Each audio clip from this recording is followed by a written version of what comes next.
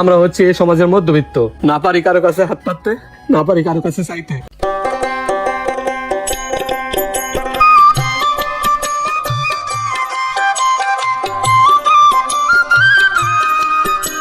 কিরা পোলাটা শিমুল না? তুমি কিটা দাঁড়াও, শোনো দিকে আসো। জি ভাই, ভালো আছেন? কি ব্যাপার, তুমি শিমুল না? তোমার না জামগড়া বড় রড সিমেন্টের দোকান ছিল, তো তোমার এই অবস্থা কে? হ্যাঁ ভাই, আমার রড সিমেন্টের দোকান ছিল। রড সিমেন্টের চালানের একটা জাহাজ ডুবে যায়, অনেক ঋণে জর্জরিত হইয়া আজকে আমি নিঃস্ব হয়ে গেছি। আরে আচ্ছা দাঁড়াও, একটু মাংস নিয়ে যাও। না ভাই, আমার মাংস লাগবে না, আমিও ছোটখাটো একটা ছাগল কুরবানি দিছি। যাই ভাই, আসসালামু আলাইকুম। ওয়ালাইকুম সালাম। ইস, পোলাটা কয়দিন আগেও লাখ লাখ টাকার মালিক ছিল। ভাই একটু মাংস দিবেন? অপেক্ষা করো, সবাই পাবা, একটু পরে হো। পাশে বাড়ি মাংস রান্না করছি, আজকেই দিন আমি কিন্তু মাংস সারা ভাত খাবো না। হন মা, তোর বাবা মাংস আনতে গেছে বুঝছস? তোর বাপে মাংস লই হোক, আমি তোর রান্দা দিমুনি। ওই যে দেখ তোর বাপে আইছে। তা তুমি খালি হাতে কে মাংস কই? কি গো, তুমি না সেই সকালবেলা বাইরে আইছো, আর তোমার হাত কালে কেন? কেউ কি মাংস টাংস দেয় নাই? মারে, অনেক জায়গায় গেছিলাম কিন্তু এখন পর্যন্ত সব জায়গায় গরু কাটা শেষ হয় নাই।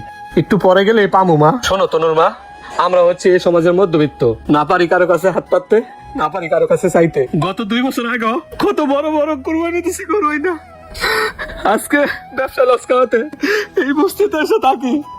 ভাইয়াডারে 2 টুকরা গোস্ত না খাওয়াইতে পারতেছি না। এর থেকে কষ্টের আমার জীবনে আর কি আছে? আমি একজন অসহায় পিতা। আচ্ছা তোমরা বাবু কান্নাকাটি করো না। শুনলাম তোমার ছোট ভাই নাকি বড় বড় দুটো গরু কুরবানি দিছে, ওখানে যাই দেখো না একটু মাংস দেয় কিনা।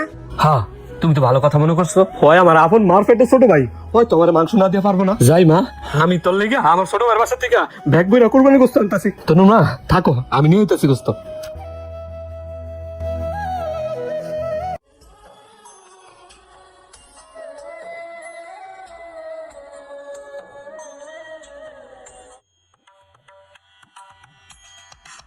রাজ শ্বশুর বাড়ি গরুটা পাঠাই দিছিস না? না স্যার, পাঠাই দিছি। তুই আমার বাড়ির মধ্যে মুখি দাস কি লেগা? এটা দিন এভাবে মুখি দিলে তোমার চোর চোর করে পিটাইবো। এই এখানে কি তোমার গেটের ভিতরে উকি দিচ্ছ কেন? ও বুঝতে পারছি, ভিখারি মাংস ঢুকে দাঁড়ছো না, মাংস শেষ, চলে যাও। স্যার দাঁড়া দাঁড়া, কে কেমন আছে, আমার ভাইস্তা কেমন আছে, তোর বউ কেমন আছে, এই সমস্ত জানার জন্য আসছিলাম আর কি। ছোট লোকের বাচ্চা হয়েছে খোঁজ খবর নিতে। আরে বেটা, তোর খোঁজ খবর নেওয়া লাগবে না, খোঁজ খবর নেওয়ার জন্য আমার শ্বশুর বাড়ির লোকজন আছে। হয়েছে আবার খোঁজ খবর নিতে। আর কিছু কবি? ভাই তুই তো কুরবানি দিছ, এখন কি গরু কাটা শেষ হয় নাই? ওরে বুঝতে পারছি, ঈদের দিন তো মাংস ঢোকাইতেছিস না? ছোট লোকই অভ্যাস বাদ দে। মাংস নিতে তোর মাইয়া আইছিল, গাড় ধাক্কা দিয়ে বের করে দিছি। মাইয়াটার ঈদের দিন ঘরে বেঁধে রাখতে পারিস না? ছোট লোক কোথাকার। তোরা তো আমার লেভেলে নাই। আমি এখন 2টা বাড়ির মালিক, 2টা বড় বড় গরু কুরবানি দিছি। ভিখারিকে দিয়ে সব শেষ হয়ে গেছে। যা যা। ঠিক আছে থাক। এই দাঁড়া দাঁড়া, শুন শুন। এখন তোর মাছের কাছে গিয়ে কবি যে ছোট ভাইয়ের বাসায় গেছিলাম, বড় বড় 2টা গরু কুরবানি দিছে, এখন মাংস টাংস দিল না। এরা ওই যে আজকে তো ভিখারিকে অনেক মাংস টাংস দিছি, যাই ভিতর দেখতো কোনো পোটলা মোটলা পড়ে আছে না, যা একটা নিয়ে আয়। ওকে স্যার, নিয়ে আসতে। হ্যাঁ যা। ছোট, আমার গোস্ত লাগবে না। আর ওই যে ভঙ্গিতে কইছ, তোকে ছোট লোকে একটা সমস্যা বুঝছো? আইসস মাংস ঢোকাইতেন, মাংস দিলেও দোষ। যারা স্যার এই যে মাংস। এনে ধর, বৌমা এনে রান দেখাস, যা। না রে ভাই, গোস্ত লাগবে না। আরে ধর ধর ধর। আর শোন, তোর বাসায় ডাকতাম, তোর ভাবি তো অনেক বড় লোকের মাইয়া, এইসব ফকির মিসকিন পছন্দ করে না। তোকে কি পরিচয় দিমু ক? তুই তো আমার লেভেলে নাই। আগে যাও একটা ব্যবসা বাণিজ্য করতে, সেটাই ধরা খাইছাস। এখন তো থাকস বস্তিতে। আর পোশাক আশাক কি পরছাস দেখছো? স্যার একটা পাঞ্জাবি। যা যা যা। আচ্ছা ও দাঁড়া দাঁড়া, আমার একটা কাজ করে দে। এই টাকা পয়সা ধর, সামনে একটা ফকির টিকিট পাইলে একটু দিয়ে দিস, আমার জন্য একটু দোয়া করতে কইস। যা ঠিক আছে ভাই। যা।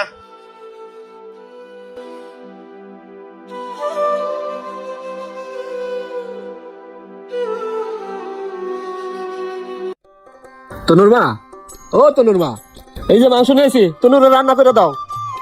দাঁড়াও দাঁড়াও, আইতেছি। আব্বা তুমি মাংস নিয়েছো? হরে মা, তুমি এই মাংস কই থেকে নিয়ে আইছো? তুমি কি তোমার ছোট ভাইয়ের বাসা যাও নাই? আরে ভাই আমার এটি কি মাংস দিল? আমি তো মুন্নার কাছ থেকে এই গোস্ত গুলা নিয়ে এলাম। হয় আমার এগুলা কি দিল? এগুলা তো ভিখারিরা দেয় না। এইভাবে হয় আমার অপমান না করলেও পারতো। হয়েছে কি তনুর মা, আমার ছোট ভাই মুন্না ওই টাকা পয়সার লোভে ওই অন্ধ হয়ে গেছে। ওই এখন অনেক টাকা পয়সার মালিক হয়ে গেছে, তো তাই মানুষ এখন আর মানুষ মনে করে না। অথচ দেখ, বাবা মা মাজার পর থেকে ওরে আমি নিজ হাতে মানুষ করছি, খাওয়াইছি, পড়াইছি। আজকে আমি ভাই তো দূরের কথা, ওই আমার ভিখারিদের সাথে তুলনা করলো। শোনো তোর আপু, যে মানুষ আত্মীয় আত্মীয় মনে করে না, ওই আত্মীয় পরিচয় দেওয়ার দরকার নাই। আর শোনো, তুমি এটা একদমই কান্নাকাটি করো না। ধরো আমার মায়ের 500 টাকা দিয়ে গেছিল, এই 500 টাকা গেল বাজারে যেয়ে আমার মায়ের একটা মুরগি লিয়ে আর কুরবানি মাংস না সবার কাপড় জুটে না। ধরো হ্যাঁ, তুমি ঠিকই কইছো, সবার কপালে কোরবানির গোস্ত জোটে না। আজকালকার সমাজের অনেক মানুষ কুরবানি দেয় লোক দেখানো, 4 ভাগে 3 ভাগ ফ্রিজে রাখে, আরেক ভাগ গরিবদের মাঝে বিলায়। আচ্ছা মা, তুই থাক, আমি তোর লেগে মুরগি নিয়ে আইতেছি।